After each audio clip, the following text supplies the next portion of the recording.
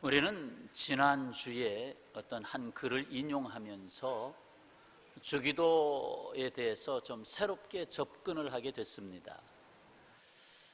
그 글 중에 일부분을 다시 한번 기억해 보면, 세상 일에만 빠져 있으면서 하늘에 계신 아버지라고 말하지 마라. 혼자만 생각하며 살아가면서 우리 아버지라고 말하지 마라. 물질 만능의 나라를 원하면서 아버지의 나라가 임하시며 라고 하지 마라. 주님의 기도를 진정 나의 기도로 바치는 삶을 살지 않으면서 아멘 하지 마라. 그러면서 함부로 할 수 없는 주기도라는 제목으로 지난주에 말씀의 사실상의 서론을 열었습니다. 그래서 오늘부터 몇 주간에 걸쳐서 주기도에 던져주신 말씀의 의미와 우리가 거기서 나의 기도를 점검하고 보다 성숙하고 응답받는 기도 생활이 되어야 되겠다 해서 좀 기도하는 계절이 아닌가. 지금 무더운 계절이지만 그래도 그 무더움을 이겨낼 수 있는 더 뜨거운 기도를 해야 될 계절이 아닌가 생각해서 기도해야 되겠구나, 더 좋은 기도를 해야 되겠구나 하는 의미에서 이 말씀을 받았으면 좋겠습니다. 주기도 함부로 하지 말라는 건 기도를 하지 말라는 게 아니에요. 기도하라는 거예요. 왜?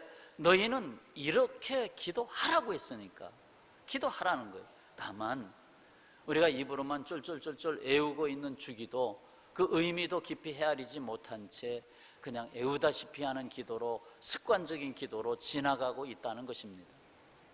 오히려 그 기도 속에 담아주시는 하나님의 은혜, 하나님의 사랑, 그 깊이와 그 넓이, 그 놀라운 역사를 우리가 헤아려야 하겠다는 것입니다. 기도 안에는 기도하는 사람이 담겨 있습니다. 그래서 기도는 그 사람의 자화상이라고도 말할 수 있습니다. 예수께서 가르쳐 주신 기도를 하면서 우리는 끊임없이 하나님이 원하시는 값지고 또 놀라운 존재로 더욱 회복되어야 할 것입니다. 이렇게 기도하라는 것은 내가 응답하겠다는 약속이 담겨 있는 것입니다. 그냥 기도하라고 하겠어요? 응답할 테니까 이렇게 기도하라는 것입니다. 그래서 주기도에 응답하시는 하나님을 만나시기를 거듭 축원합니다. 자, 주기도를 보면 크게 두 부분으로 나뉘어져 있습니다. 전반부와 후반부예요. 불과 20-30초면 끝날 수 있는 기도지만 전반부와 후반부를 아주 명료하면서 간략하면서 쉽게 분명히 우리에게 가르쳐 주신 기도입니다. 전반부는 하늘에 속한 기도입니다. 그래서 아버지의 이름이 거룩히 여김을 받으시기를 구하는 기도, 하나님의 나라가 임하시기를 구하는 기도, 하나님의 뜻이 하늘에서와 같이 땅에서도 이루어지기를 구하는 기도, 이 세 가지. 더 요약하면 하나님의 이름, 하나님의 나라, 하나님의 뜻을 구하는 기도입니다. 후반부는 땅에 속한 것을 기도하고 있는데 곧 일용할 양식을 위하여 구하는 기도, 우리의 죄를 사해 달라는 기도, 죄에 대한 문제, 그리고 우리를 시험에 들게 하지 마시고 악에서 구하시며 지켜달라는 기도, 곧 일용할 양식, 죄에 대한 용서, 죄악과 시험에 대한 보호, 이와 같은 기도가 담겨 있어요. 그러니까 전반부의 세 가지 기도, 후반부의 세 가지 기도, 전부 6가지를 기도합니다. 주기도에서 6가지를 우리가 기도합니다. 우리 개인적인 기도 또는 어떤 기도를 공중 기도를 할 때도 이 6가지 기도, 주기도를 한번 하고, 그래서 이 6가지를 가지고 나의 기도문을 작성해 보시면 뭔가 나올 겁니다. 그렇게 해서 기도문을 만들어 보십니다. 그리고 마지막 하나님께 영광을 돌리는 것으로 기도를 끝냅니다. 그러면 무엇 무엇보다도 기도에 있어서 중요한 것이 있다는 거예요. 우선돼야 될 것이 있다는 거예요. 그것을 오늘 듣고자 하는 거예요. 우선돼야 될 게 뭐냐? 그것은 누구에게 기도하느냐는 거예요. 내가 지금 기도하고 있어요. 나는 누구에게 기도하고 있느냐? 이 세상에 많은 사람들이 기도 안 하는 사람 거의 없습니다. 누구는 무당 앞에 가서 비나이다 비나이다, 누구는 산신령 앞에 가서 비나이다 비나이다, 누구는 가지 나름의 우상 앞에 비나이다, 누구는 돼지를 갖다 놓고 돈 비나이다 비나이다. 구하지 않는 사람 없어요. 큰 배가 바깥으로 고기를 잡으러 나갈 때도 돼지 머리 갖다 놓고 비나이다 비나이다. 주님은 우리에게 분명히 가르쳐 주셨어요.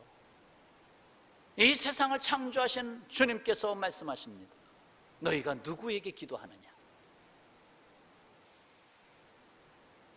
하늘에 계신 우리 아버지요. 이렇게 가르쳐 주십니다. 이것을 헬라어 원문에서 보면 순서가 더 우리가 주목할 만한 순서로 나와요. 제일 먼저 나오는 단어가 파테르. 이건 아버지란 뜻입니다. 파테르. 영어의 father 비슷하죠? 파테르. 그래서 아버지여 하고 시작하는 거예요. 내가 하나님께 기도하는데 아버지여 하고 구하는 거예요. 기도하시는데 부름이 없이 기도하는 경우가 종종 있어요. 이렇게 기도에 대한 걸 가르쳐줘요. 기도를 가르쳐 주셨으니까 저도 가르쳐 드리는 거예요. 기도할 때 부름이 있어야 돼요. 아버지 하고 부르는 거예요. 그 다음에 이제 파테르 다음에 헤몬 하고 나가는데, 이건 우리의, 물론 그 문장의 순서가 우리 한국말과 조금 달라서 그럴 수도 있겠지만, 그러나 분명히 파테르를 먼저 시작할 때 나오게끔 하셨어요. 아버지. 그러니까 중요한 것은 주님이 가르친 기도의 첫 마디는 아버지라는 거예요. 아버지. 아버지 앞에 어떤 미사 욕구를 붙이지 않았어요. 우리가 기도할 때 가장 전형적인 기도 중엔 전능하신 아버지 하나님 하고 부르죠. 전형적인 기도예요. 근데 전능만 하시겠습니까? 우리의 삶 속에 나를 위로하시는 하나님도 있고, 나를 늘 기억하시는 하나님도 있고, 너무나 많아요. 그래서 앞에 수식어를 붙이면 하나님이 거기에 이렇게 좁아들어, 오히려 좁아져요, 하나님. 그래서 아무 수식어도 붙이지 아니하고 아버지 하고 부르는 거예요. 그게 더 넓은 거예요. 아버지. 아이들이 아버지를 부를 때 아빠 하고 부르잖아요. 근데 이 아이가 조금 머리가 커졌다고 초등학생이 돼서 아버지에 대해서 부르는 걸 좀 잘 불러야 되겠다 해서 어떻게 부르냐? 능력이 높으시고 지식이 충만하시오, 그 모든 것을 다 알고 계시는 아버지, 피자 먹고 싶어요. 그렇게 구하지는 않는다는 거지. 아버지, 아빠 피자 사줘요. 피자 먹고 싶어. 아빠 떡볶이 먹고 싶어요. 그러면 되지. 맛을 다 아시고 이미 먹어본 걸 다 아시고 우리에게 건강식을 공급하신 아버지, 피자 사주세요. 그렇게는 하지 않는다는 거죠. 좀 고등학생 되면 조금 수준이 더 올라가서 재물이 많으시고 마음이 넓으신 아버지요, 등록금이 나왔습니다. 그렇게 하지는 않는다는 거지. 참으로 우습죠. 어쩌면 우리가 하나님 앞에 기도할 때도 하나님이 어허 하고 웃으실 것 같아. 야, 네가 결국 부르는 게 나 앞에 수식어를 붙인 게 그거니? 하고 웃으실 것 같아. 그러니까 함부로 수식어 붙이지 말고 아버지, 제일 좋아요. 예수님이 아주 간단하게 명료하게 가르쳐 주셨잖아요. 아버지 하고 부르는 거. 근데 너무 자주 부르지 마세요. 이제 습관이 돼가지고 문장마다 너무 자주 부르지 말고 아버지. 그래도 이 짧은 주기도문에 아버지가 5번 나옵니다. 참 많이 불렀어요. 아버지.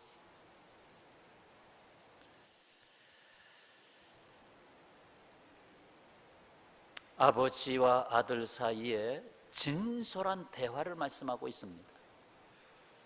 기도 시간은 진솔한 시간입니다. 뭐 이렇게 너무 붙이려고 하지 마시고요. 이렇게 아버지, 저 지금 힘들어요. 도와주세요. 그 진솔한 기도. 아버지, 저에게 문제가 생겼어요. 아버지, 저 벌써 예수 믿은 지가 30년인데 저 그리스도인 되고 싶어요. 조금 더 친밀하게. 아빠 사랑해요. 아빠 사랑해요. 이렇게 하나님과의 사이에 진솔하면서도 친밀한 기도를 하나님 원하시는 거예요. 얘야, 내가 너를 자녀로 삼지 않았느냐? 너 아들, 딸로 삼았는데 나를 왜 그렇게 멀리 하니? 그냥 아빠 하고 부르면 안 되니? 하나님 그거 원하셔요. 그러니까 기도할 때 아버지 하고 부르는 걸 놓치지 않으시는 거예요. 하나님이. 그래, 네가 나를 아버지라고 부르는구나. 주여도 있고 여호와도 있고 여러 가지 호칭이 있지만 우리가 관계성에 있어서 나의 아버지 아니에요. 그러니까 아버지 하고 부르는 이것을 하나님 기뻐하시는 거예요.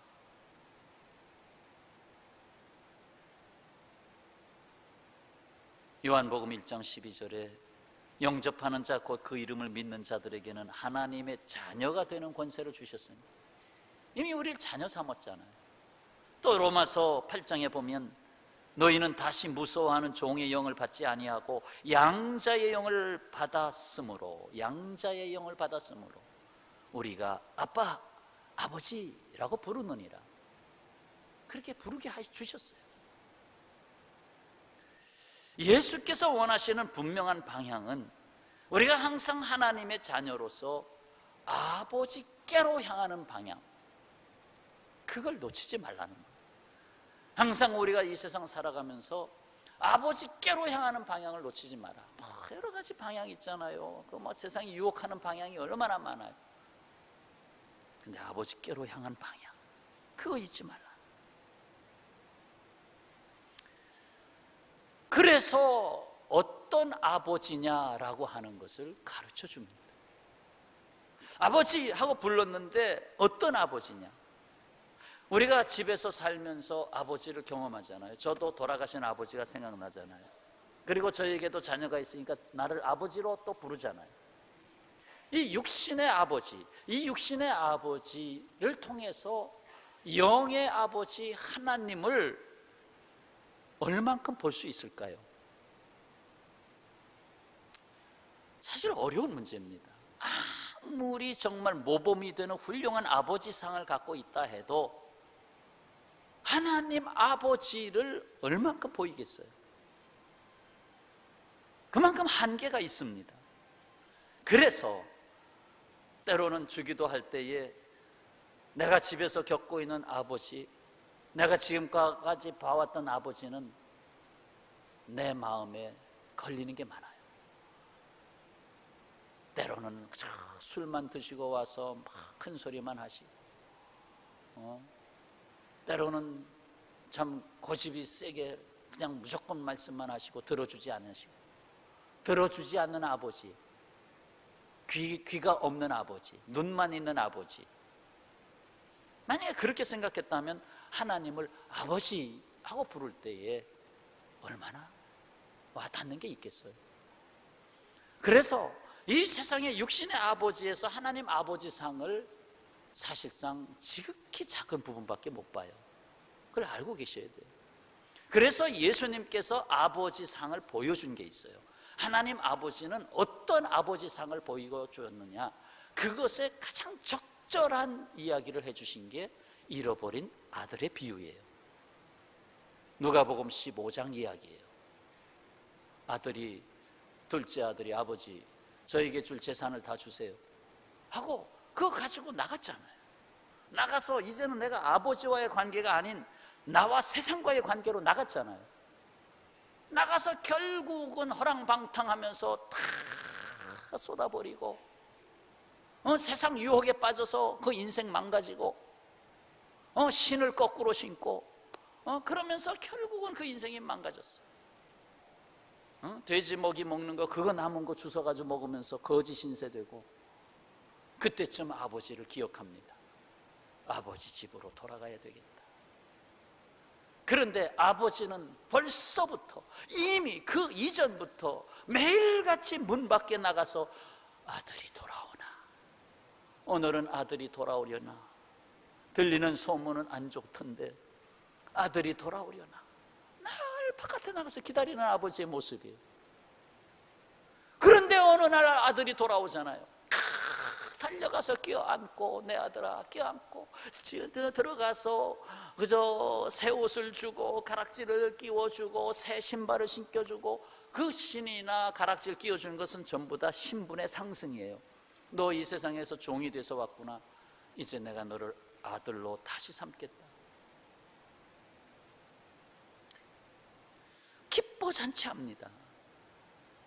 여기서 아들이 돌아왔다는 거 하나만 보면 안 됩니다. 여기서 아버지의 기쁨은 뭐냐? 내가 아버지가 됐다는 기쁨이에요.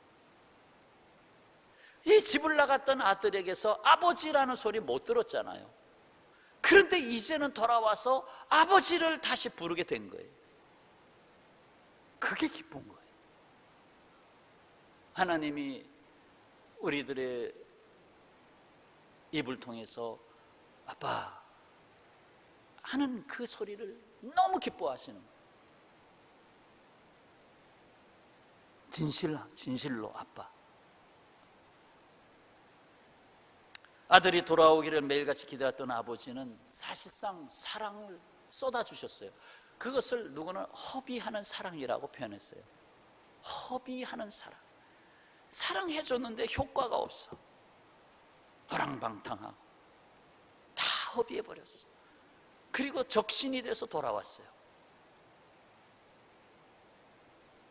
그러면 그 사랑이 헛된 걸까요? 헛되지 않다는 거예요. 허비한 사랑이라는 거예요. 사랑 허비해도 좋다는 거예요. 그건 사랑이라는 거예요. 아들을 박대하지 아니하고 다 받아줬습니다. 아버지가 되었습니다. 이 이야기는 잃어버린 아들의 이야기, 탕자의 비유, 두 아들의 비유, 여러 가지로 이름을 붙일 수 있는데, 이거 돌아온 아들에게 초점을 둬야 할까요? 또 새로운 각도의 초점을 발견했습니다. 이건 돌아온 아들에게 초점을 둘 문제가 아니다. 이것은 아버지에게 초점을 둬야 할 이야기다. 그래서 아버지의 비유로 다시 이름을 붙여야 되겠다. 어떻게 생각하세요? 누가복음 15장 아버지의 비유. 어떤 아버지냐? 우리가 불러야 할 아버지, 어떤 아버지냐? 우리가 그 아버지를 부릅니다. 내가 아무리 세상에 정말 저 밑바닥까지 내려갔어도 다시 돌아와서 아버지 하고 부를 때 잔치하시는 아버지. 한 걸음 더 나가서 하나님 아버지를 부르는 우리가 땅에서 육신의 아버지로 살아갈 때 계속 하나님 아버지의 마음을 배우고 하나님 아버지를 자꾸 닮아가는 삶이 평생토록 계속돼야 됩니다. 그래야 자녀들이 주님 가르쳐 주신 기도를 할 때 감격스러운 기도를 하는 거예요. 아버지를 부를 수 있도록. 어머니도 마찬가지. 더욱이 아버지를 아빠라고 부르게 하신 아버지입니다. 어떠한 수식어도 붙이지 않아요. 아빠 할 때는 수식어를 붙일 수가 없습니다. 너무 친밀하기 때문에 아빠 앞에는 다른 아무것도 붙여도 오히려 아빠라고 하는 그걸 더 이렇게 약화시킵니다. 그냥 아빠예요. 아빠. 거기에는 사랑과 은혜가 있어요. 언제든지 하나님의 아들로서 우리를 호적에 입적시키기 위해서 문 밖에서 기다리고 계신 아버지입니다. 지금 아버지에 대한 말씀을 드렸어요. 기도할 때 항상 부름을 잊지 마라. 아버지. 따라서 하십시다. 아버지. 정말 아버지입니까? 저는 하나님의 자녀예요. 저는 하나님이 피로 값주고 사신 아들, 딸이 됐어요. 아버지. 자, 그 다음에 들려드리는 말씀은 아버지인데 우리 아버지예요. 우리 아버지. 아버지가 나의 독점물이 아니에요. 그러니까 나의 아버지로 끝나는 게 아니라 인 거예요. 나의 아버지가 아니라 우리 아버지. 둘째 아들, 그 동생이 집에 돌아왔을 때의 큰아들, 그의 형이 화가 났어요. 이놈은 네가 돌아와서 또 집안의 재산 또 축내려고 왔냐? 너는 내 갈 길을 간 사람이고 이렇게 빈털터리가 돼서 거지가 돼서 돌아와. 나가라. 너는 우리 집의 아들이 아니다. 이제 내 동생 아니다. 분명히 동생이라고 안 그랬어요. 아버지의 아들이라고 그랬어요. 너 내 동생 아니야. 맞아주기를 기뻐하지 않았죠. 이 큰아들은 우리 아버지를 고백할 수 없었습니다. 내 아버지밖에 없어요. 형제가 왔지만 우리 아버지가 아니고 내 아버지예요.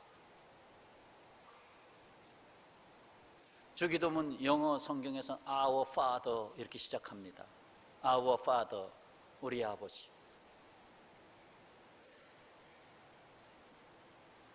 내가 독점할 아버지가 아니에요. 여기 우리라고 하는 것에는 이 우리가 주기도하면 6번 지나갑니다. 6번. 아버지보다도 하나 더 많아요. 우리 6번 나와. 결국 예수님께서는 가르친 기도를 통해서 우리라고 하는 공동체 의식, 형제 의식을 가르쳐 주고자 하신 것입니다.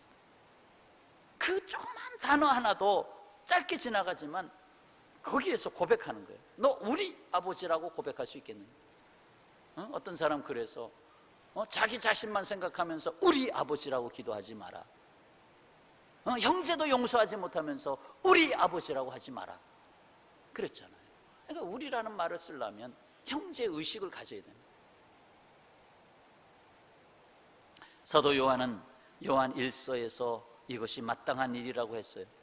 요한 1서 3장 16절, 요한복음 3장 16절, 하나님이 세상을 이처럼 사랑하사 독생자로 주셨으니 저를 믿는 자마다 멸망치 않고 영생을 얻게 하려 하심이니라 하는 이 말씀하고, 사도 요한이 쓴 요한 1서 3장 16절하고 종이의 양면과 같아요.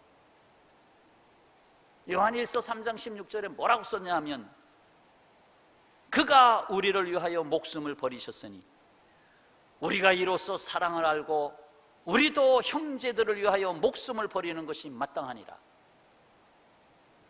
어쩌면 그렇게 하나님과 나와의 관계 목숨, 그 다음에 나와 너와의 관계 목숨, 이것이 양면으로 다 이렇게 붙어 있어. 3장 16절, 우리도 형제들을 위하여 목숨을 버리는 것이 마땅하니라. 그만큼 형제 관계를 줬다는 거예요. 형제 의식을 줬다는 거예요. 형제가 되려면 적어도 피를 나눠야 되잖아요. 근데 우리는 그보다 더 진한 예수님의 피로 나눈 형제가 됐잖아요. 예수님의 피로 나눈 형제, 목숨까지도 내줄 수 있는 형제. 그런데도 불구하고 우리는 이 우리라고 하는 형제 관계에 조그만 티끌이 들어와서, 조그만 틈이 벌어져서 얼마나 힘들게 살 때가 많습니다. 피까지 쏟아줘도 아깝지 않은 한 하나님을 믿는 형제들인데 고백하고 가십시다. 우리는 형제입니다. 인사하십시다. 우리는 형제입니다. 우리는 형제입니다. 형제입니다. 그것도 피로 나눈 형제, 예수님의 피로 나눈 형제. 그러니까 우리 아버지, 그 우리라고 하는 고백 속에 과연 내가 사랑하고 있느냐, 내가 과연 용서하고 있느냐, 내가 과연 화해를 하고 있느냐 묻고 있어요. 그래서 마태복음 5장 24절에 예수께서 말씀하십니다. 예물을 제단 앞에 두고 먼저 가서 형제와 화목하고 그 후에 와서 예물을 드리라. 물론 하나님과의 화목이 있어야 우리가 사랑과의 화목을 이룰 수 있는 힘을 얻게 돼요. 그러나 이미 그런 단계가 지나서 성도로서 살아간다면 적어도 이것은 생각하자. 내가 예배자로서 하나님 앞에 나아가고 내가 하나님 앞에 예물을 드리기 위해서 준비를 했는데 내 마음속에 형제를 사랑하지 못하고 화목하지 못한 문제가 걸리거들랑 잠시 그 예물을 내려놓고 형제와 화목해라. 전화를 걸어서라도 내가 어제 좀 실없는 말을 했다고 미안하다고 그렇게 하고 주여 오늘 나를 받으소서 하고 예물을 드려라. 그만큼 우리라고 하는 것이 중요하다는 거예요. 이번 여름대회도 우리라고 하는, 그래서 한 가족 공동체로 그 어려운 시간들을 한 날짜로 맞추면서, 생활은 좀 불편하죠 여러분. 집에서 두세 사람이 편안하게 자야 되는데 이거는 여기 모여 자고 저기 모여 자고, 그래도 한 가족이라고 하는 걸 새롭게 나눠보자. 우린 가족이다, 우린 형제들이다.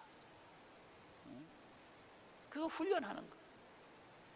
가서 짧은 며칠 동안 말씀을 먹으면 얼마나 그것이 내 인생에 큰 변화가 되겠어요. 조그만 한 모퉁이는 변할지 몰라도, 그러나 더 중요한 것은 한 자리에 머물렀다라는 거, 그 의식이 큰 겁니다.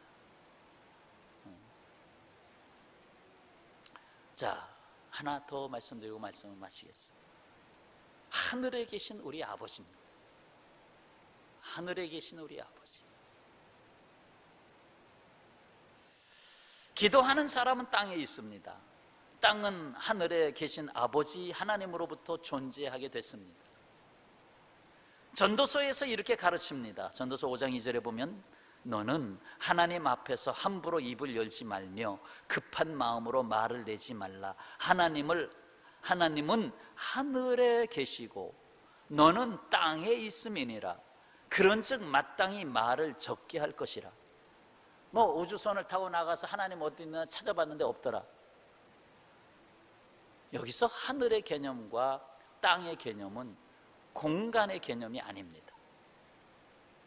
여기 하늘이지, 이건 땅이지, 그게 아닙니다. 하늘은 하나님의 영원성, 하나님의 절대성을 표현하는 의미입니다.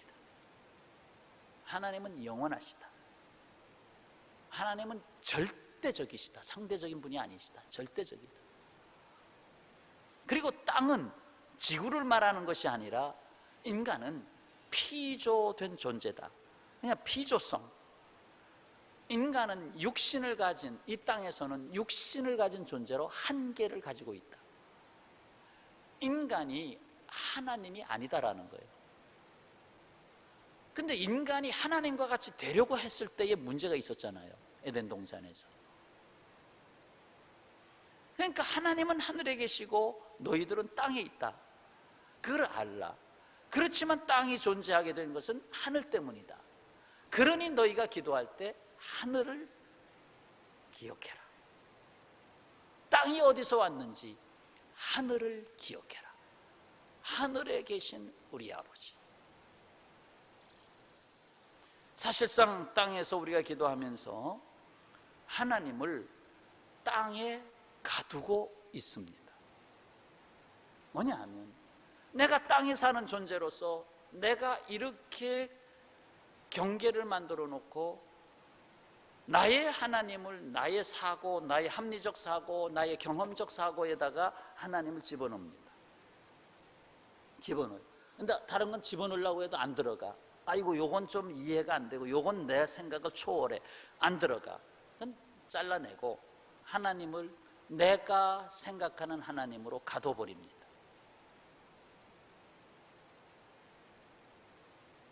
그러니까 결국 하나님을 제한하는 거죠. 하늘에 계신 하나님, 하늘에 계신 하나님, 거기서 과연 나는 하나님의 초월성과 하나님의 영원성, 그 모든 것을 내가 인정하고 있느냐는 거죠.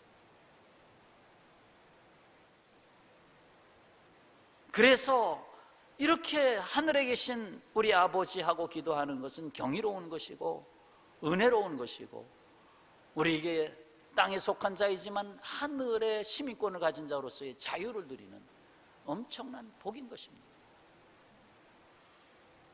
기도자는 기도할 때마다 하늘로 향한 삶의 방향을 조절합니다. 과연 나의 삶이 하늘로 향한 삶으로 화살표가 가고 있는가? 아니면 자꾸 휘어져 내려오고 있는가? 히브리서 믿음의 사람들은 우리 인생을 가르쳐 외국인과 나그네라로 표현했고, 더 나은 본향, 하늘에 있는 본향을 사모한다고 말했습니다. 하늘에 계신 하나님, 이렇게 기도가 시작될 때 우리는 이 사실을 기억합니다. 지금 우리가 누구 앞에 서 있는지, 지금 내가 기도의 입을 열어 말을 하려고 하는 대상이 누구인지, 나를 너라고 부르시는 분은 누구신지. 그렇습니다. 기도는 그분 앞에 서는 일인 것입니다. 따라서 하시죠. 기도는 그분 앞에 서는 일이다. 그분 앞에 서는 일이다. 하나님은 그저 재물이나 받는 우상이 아닙니다. 우리와 우리의 마음을 받으시는 하나님이십니다. 우리와 인격적인 만남을 즐거워하시는 하나님이십니다. 왜 창조했어요, 인간을? 심심해서 하나님이 사랑하는 존재를 만들어서 사랑하시려. 하나님의 충만함은 터져나올 수밖에 없어요. 하나님의 부요하심은 터져나올 수밖에 없어요. 그래서 창조가 되는 거예요. 그리고 그 충만함이 그리스도 안에 들어있고, 그리스도를 우리가 모심으로 그리스도는 곧 충만이니라. 그래서 우리의 삶이 다시 죄로 가득했던 삶이 하나님으로 가득한 삶으로 바뀌는 거예요. 그래서 세상이 부럽지 않은 삶의 가치관을 새롭게 갖게 되는 거예요. 그래서 사나 죽으나 하는 폭넓은 인생을 살아갈 수 있게 된 거예요.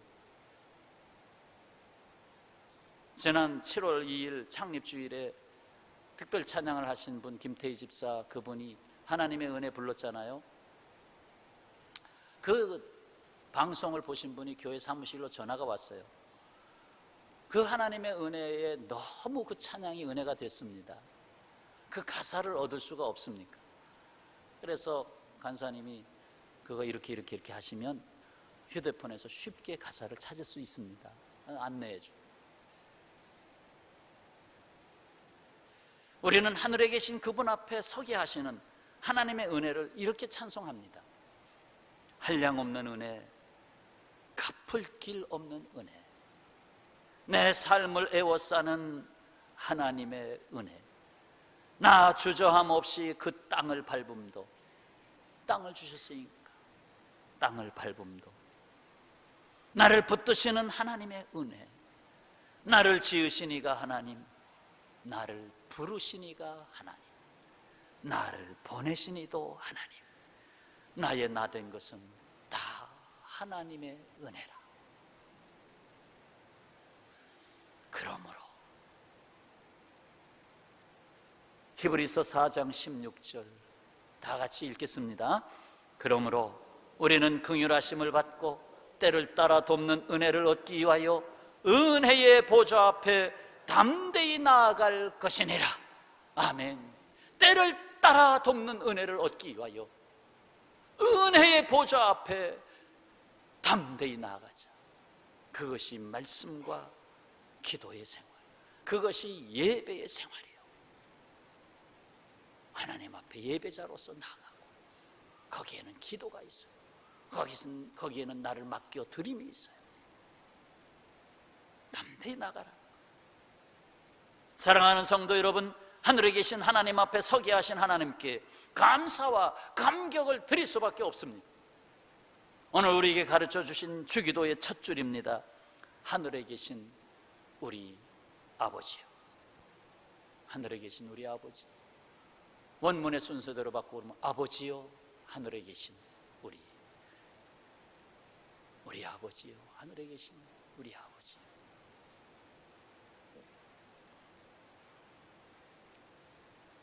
기도의 문을 여는 지극히 간결한 한마디, 그러나 여기에 엄청난 약속이 들어가 있어요. 우리를 자식 삼으신 하나님, 아버지의 마음이 있어요.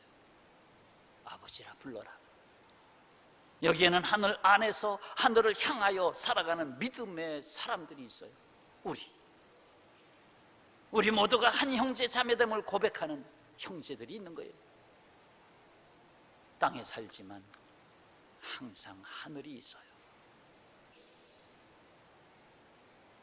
참 감격스러운 기도죠. 주기도.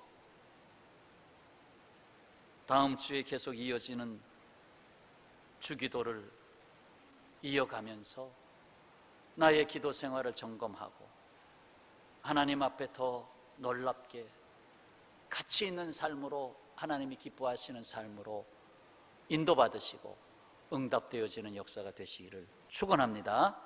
기도하겠습니다. 아버지 하나님, 주님께서 가르쳐 주신 기도 늘 하지만 그냥 쉽게 빨리 지나갑니다.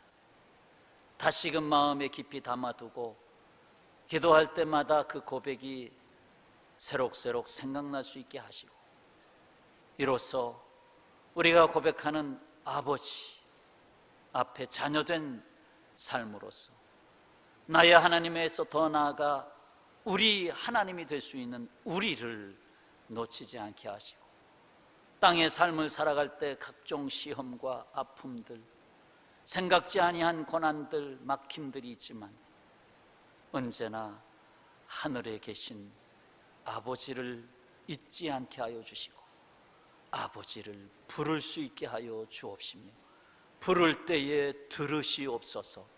예수님의 이름으로 기도하옵나이다. 아멘.